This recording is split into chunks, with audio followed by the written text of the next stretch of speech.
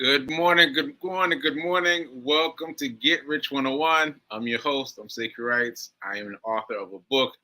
This is the book I'm promoting most of all these days. Hack Your Pain Now. Hack Your Pain Now. If you haven't got it yet, check it out. Check it out. So as you saw from my intro slide, let me put my intro slide back up. As you saw from my intro slide, it's me and my dad. It's me and my dad.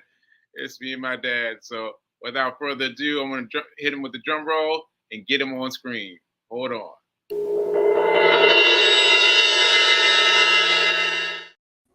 Hey, Pop. Hey, man. How you doing? I am doing, all things considered, I'm doing well. All things considered, doing well. Doing well. Well, happy birthday, Pop. Happy birthday. This is June 1st, your birthday. Your Saturday birthday. Sir. Thank you. Yeah. I sent you a text message earlier. You get it?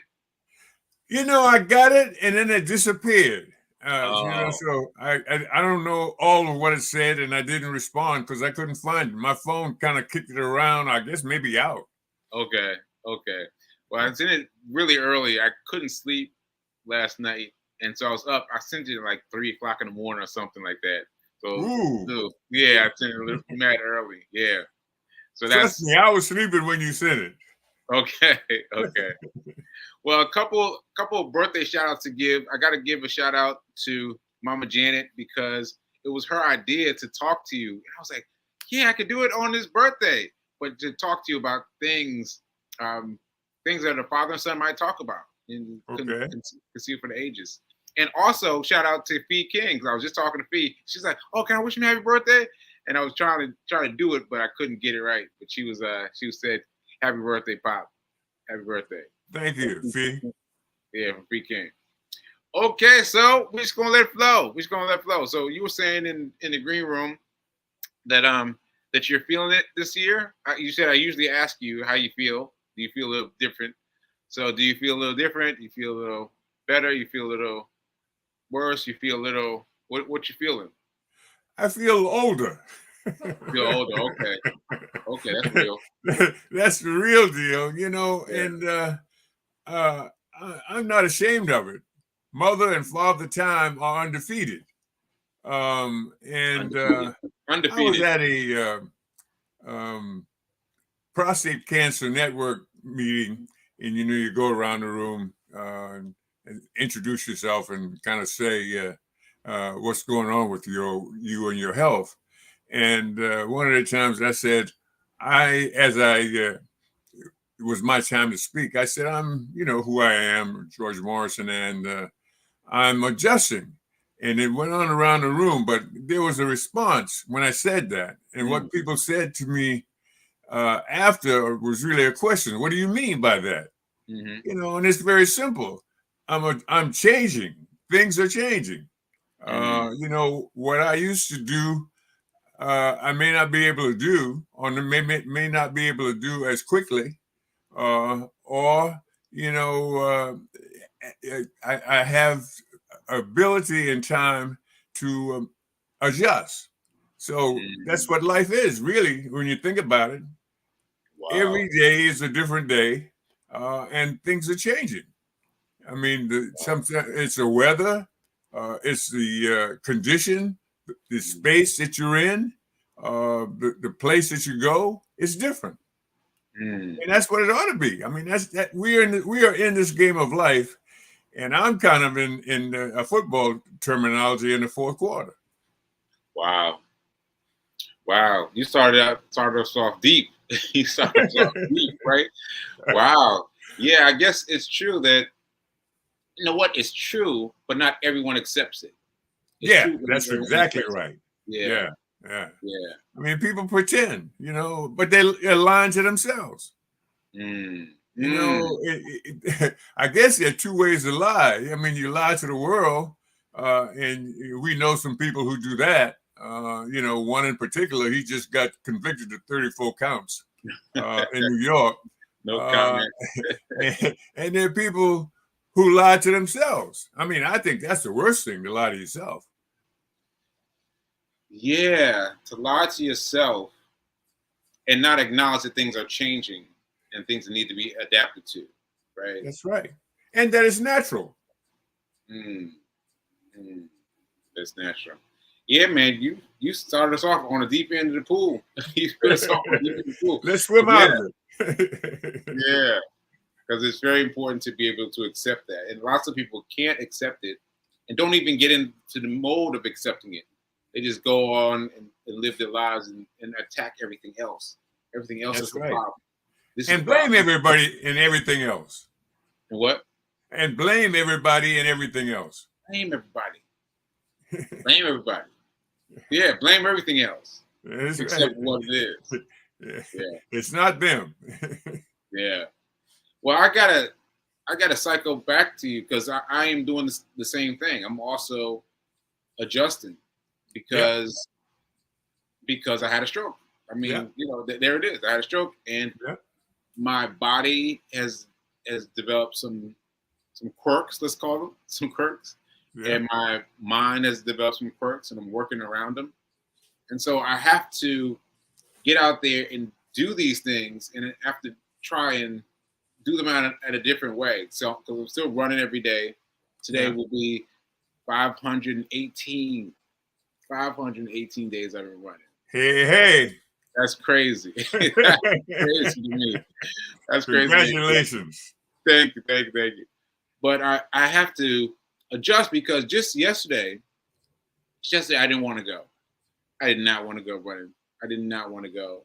And I felt physically, I felt my right side was like in pain, and I didn't want to work that side. I wanted to like just relax. Let me just walk.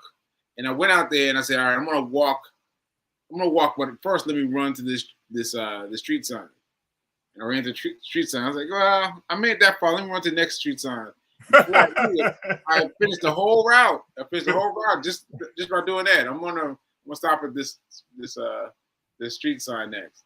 So yeah, I appreciate what you said about you got to accept the change. Oh yeah. Oh yeah. You really do. Yeah. And you know, I guess I'd have to say, I don't know this, but I'd have to say it's possible that people don't realize there's a change, and they're changing, and there's change. What I can't believe though is you can't see and believe there's change around you.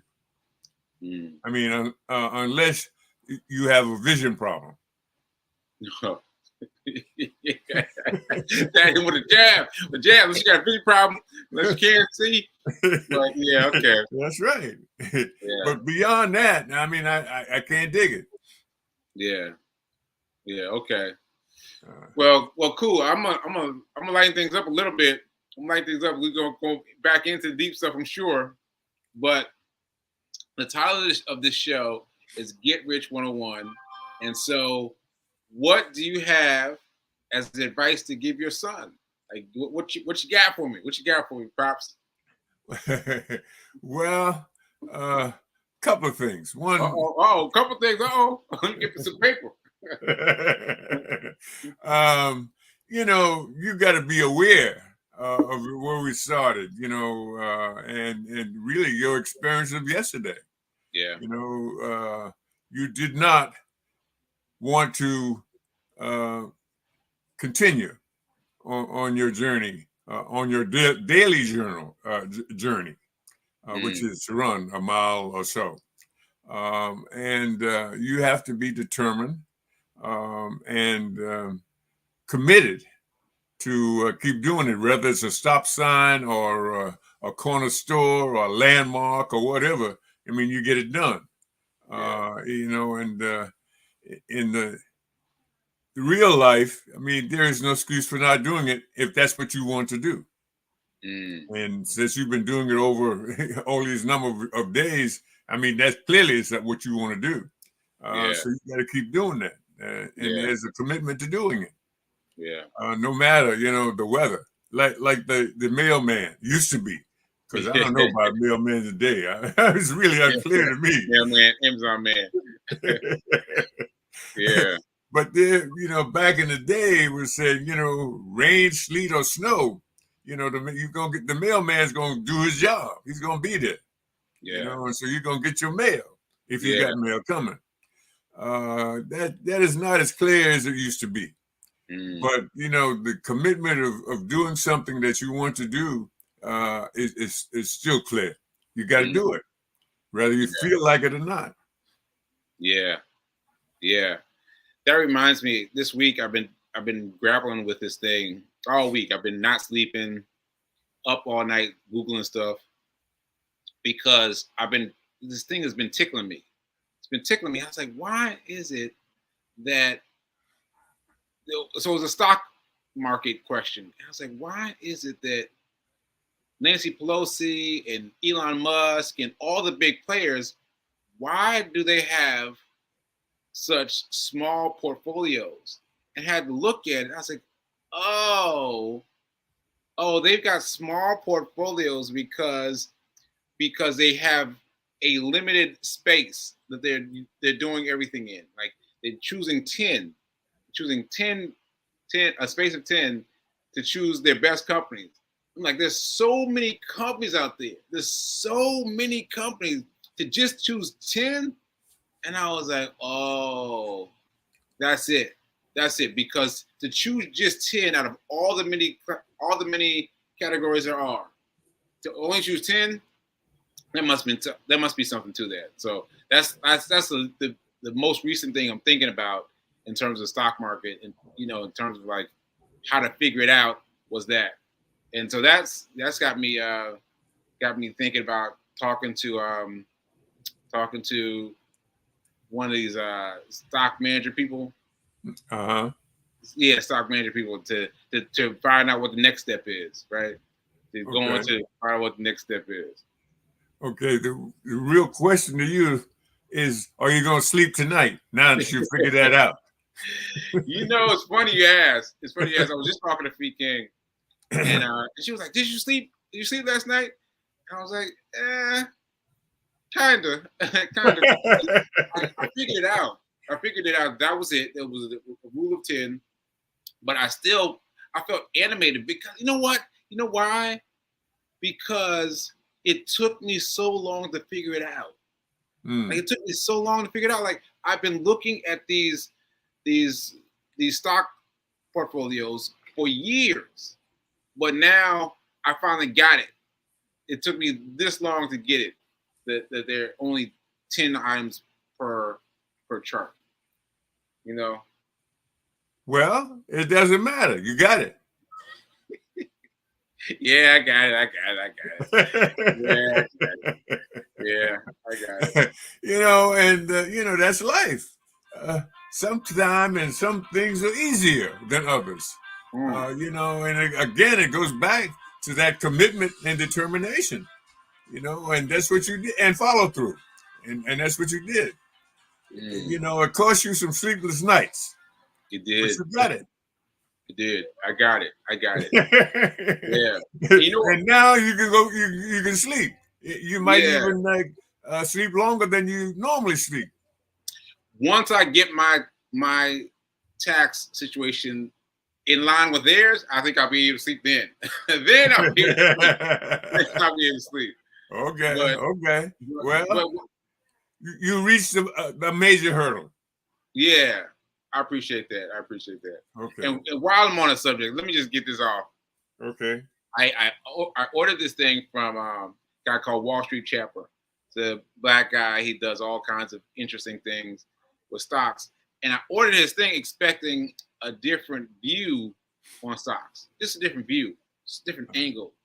But he introduced me to an entirely new thing, like entirely new. I was like, what? Like I've been doing this show there for since the stroke.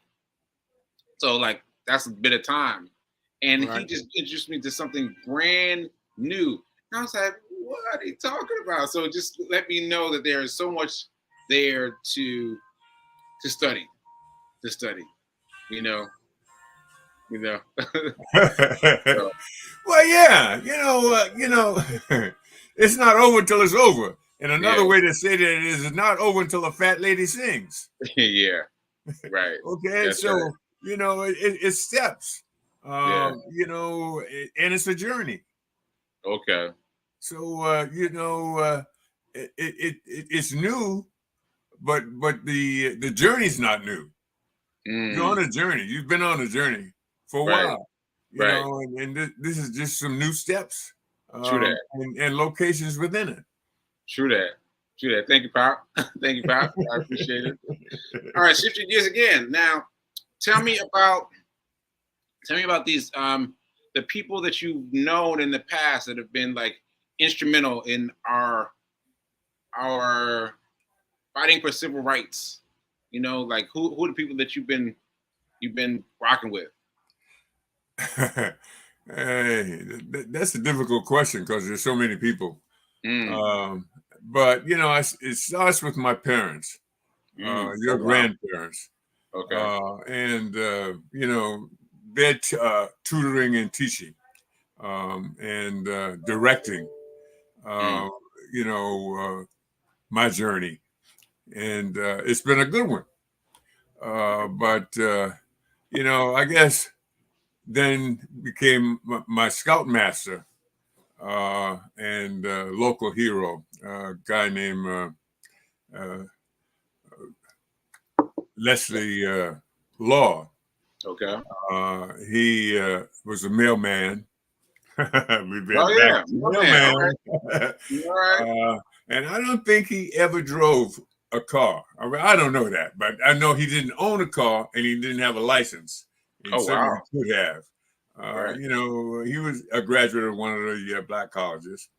I don't remember which one now, but Mm, probably Savannah State. okay. And you know, his he was president of the local NAACP for 40 years. Okay. I That's mean, a long so time. he's That's a a long rock, time. definitely a commitment. Yeah. And he was a scoutmaster, and that's where I knew him from a mailman, and then as scoutmaster. Okay. And he's clearly, one of my major heroes when you get past my parents. Really? Wow. And then in the civil rights movement, Wait a minute, wait. there are lots of people. What was it Um, that made him your hero? The law guy. What was it? uh, he was the man that said, you can do what you want to do. And no more than that, I'm going to help you. Mm, Once you tell me what that is, I mean, we're going to do some things together, and you can then choose, what it is, and I'm going to help and support you, mm. and counsel you. Okay. And we went to camp, overnight. We did the circle thing with information. You know, Mm. let's say there are 10 people or 12 people in the circle, and he starts a conversation. Yes. Yeah, the whisper. Yes. Right. Right. Right. Right. By the time it gets back to him, it Ain't ain't even nothing like close to what he said. nothing like it. Yeah. Nothing like that. But that was a learning process. Yeah. I mean, at least for me, I was saying that you won't necessarily hear what somebody wanted you to hear. What you're hearing is what somebody did not want you to hear, or that they were confused. They just didn't get it. Mm, You know. mm, yeah. So it was alertness, and listening. Some people, are quiet while you're talking, but you don't know if they're listening. Right. Yeah. Yeah. You assume they are, though, right? Right. Right. Right. This is it's funny you brought this up because I use this in reference to my first book all the time.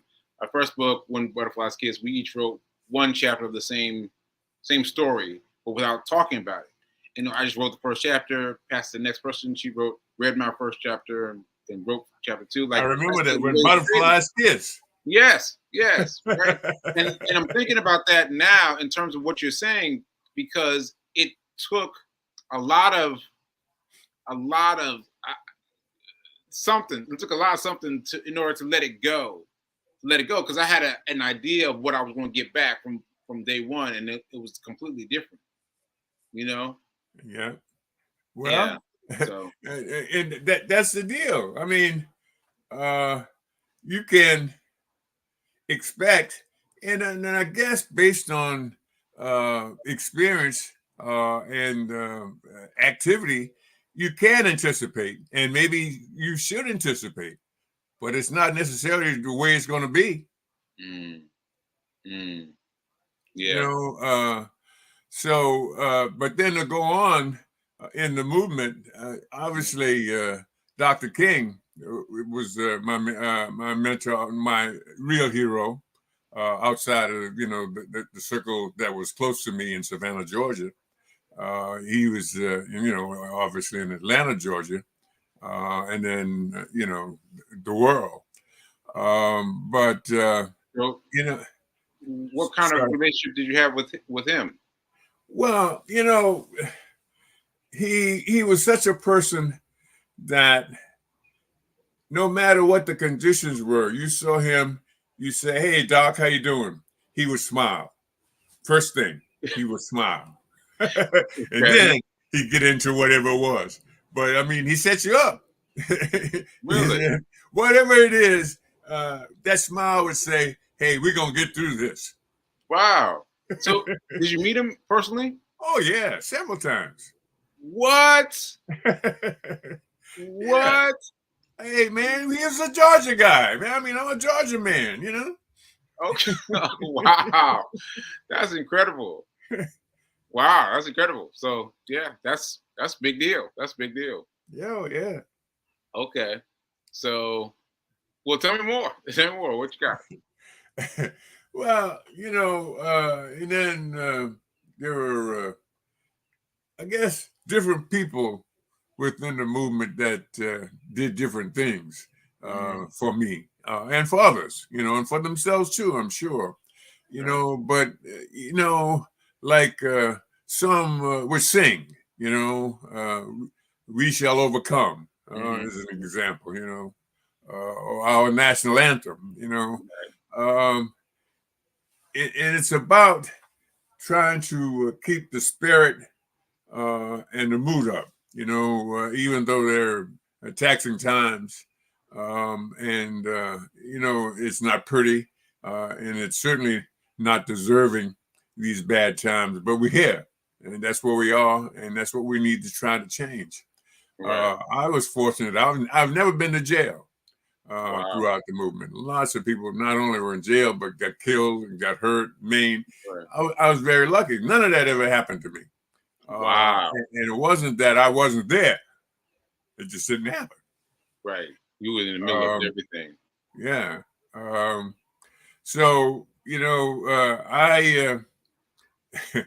was a part of a group in Boston, and where the mayor was not um, assigning garbage and recycle collectors, uh, but only once a week in the Black community in Roxbury, Massachusetts. Okay. And that's where I lived. I don't live there now, but that's where I lived most of my life. I went to college in Boston. And you started a Um, nonprofit. huh? You started a nonprofit that had to do with Yeah, Roxbury. Like, it's yeah, all that. All that. yeah, yeah, yeah. That too. Mhm. And you know, we met with the mayor. Then the mayor was Kevin H. White, and he was a real politician, an Irish man who lived on Beacon Hill and ran the city. I guess the mayor of Chicago, Daley, and Kevin White were kind of neck and neck in terms of longevity of running a major city. Mhm. And so, he met with us, but nothing changed. So we strategized and said, hey, they're listening. They're not listening. I mean, they're talking to us, but they ain't listening to us. He ain't listening. Okay. Okay. So we collected garbage, plastic bags, got somebody's van, put it in there. drove down to City Hall, went into City Hall, and went up to the top floor and dropped the garbage down on the floor and the sidewalk of City Hall. What? Yeah, that's true. Oh, shoot. By the time we came down, from I think it was the 9 floors. By the time we got down the lobby, cops were there and grabbed us all because we were all black. Right. Maybe there was one white person, but primarily black. Yeah. And took us to jail, local jail in downtown Boston. I don't know which one it was. Okay. But we were never booked. We were asked to sit down in the lobby of this police station. Right.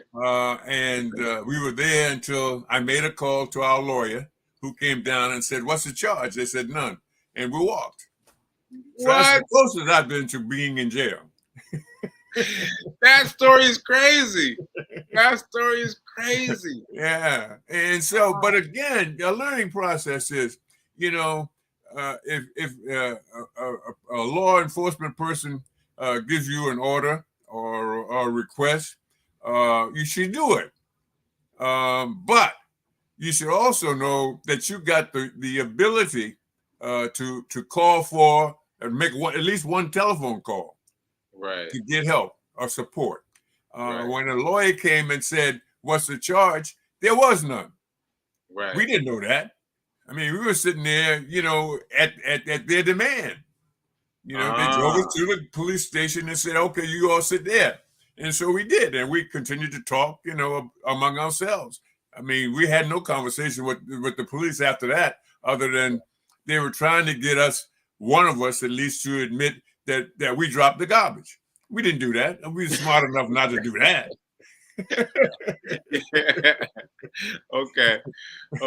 And how did you know to call the lawyer? Well, because one of us knew that, hey, we had the right to make a call, because we were technically, at least, being contained by the police. Okay. And this lawyer, is he somebody that you still know? Is he still? Well, he passed. Yeah, okay. but yeah, he was a part of the movement. He was home, but he left home, got down to the police station, and with him we walked. Wow. And so what happened as a result of you dropping the trash? Like, did something change? Oh yeah. Garbage was being collected on Beacon Hill, where the mayor lived and where City Hall is located. Right. 4 times a week. We were getting 1 a week. We got 2 and they got 3. So they took 1 from them and added 1 for us. And that's the way it is today. It has not changed. Wow. You changed where the garbage was dealt? Yeah. Wow, that's crazy. That's crazy. That's a great story. Man, that's life. All right. So we ran out of time. I'm gonna pause here, but I think I'm gonna have you back on, Dad, because I hadn't heard that story, or if I had, I've forgotten it because of the stroke. But I'd like to have you back on and talk about some more of these stories, and just go down the rabbit hole, because there's lots for us to talk about. I think there's a lot more to talk about. What you think? We shall see. Okay. Well, thanks, Pop. Thanks for hanging out for your first part of your birthday. We got you early. And we're gonna air this on Tuesday. I've got something to do on Monday, so we're gonna air this on Tuesday. And for everybody that missed out, wish my father happy birthday. Happy belated birthday. Happy belated birthday. Thank you. Okay, Pop. So I'm gonna hit the music, but don't hang up yet. Okay. All right. Okay. All right, folks. We'll see you later. Okay.